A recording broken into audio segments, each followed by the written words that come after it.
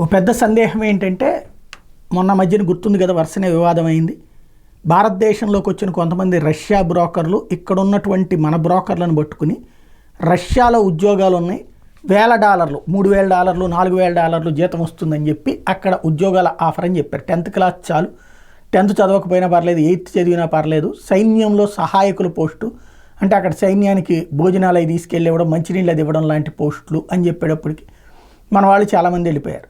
తీరా చూస్తే అక్కడ ఏంటయ్యా అంటే వాళ్ళనే సైన్యంగా చేర్చుకోవడం, అక్కడ ఉన్న సైన్యం చాలక ప్రపంచవ్యాప్తంగా ఇట్లా వెనుకబడినటువంటి దేశాలు, అభివృద్ధి చెందుతూ ఉన్న దేశాల్లో ఉన్నటువంటి పేదరికాన్ని అడ్డు పెట్టుకుని అక్కడికి తీసుకెళ్లారు. అందులో అట్లాగే ఇరుక్కుపోయిన వాళ్ళు కొంతమంది వీడియోలు ప్లే చేయటం, వాటి మీద కొంతమందికి ఇంకా సైన్యంలోకి చేరకుండా తీసుకువెళ్ళబోతున్నటువంటి వాళ్ళని కొంతమందిని 11-12 మందిని తీసుకొచ్చారు. బట్ సుమారు 500 నుంచి 1000 మంది దాకా అక్కడ చిక్కుబడిపోయి ఉన్నారు.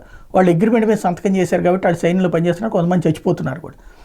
నరేంద్ర మోడీ మొన్న అట్లాగే భారతదేశం నుండి అలాగ మోసపోయి తీసుకురాబడినటువంటి వాళ్ళని వెనక్కి పంపించాలి అని చెప్పి పుతిన్ని అడిగారు అన్నటువంటి మాట విదేశాంగ శాఖ అనఫీషియల్గా చెప్తోంది.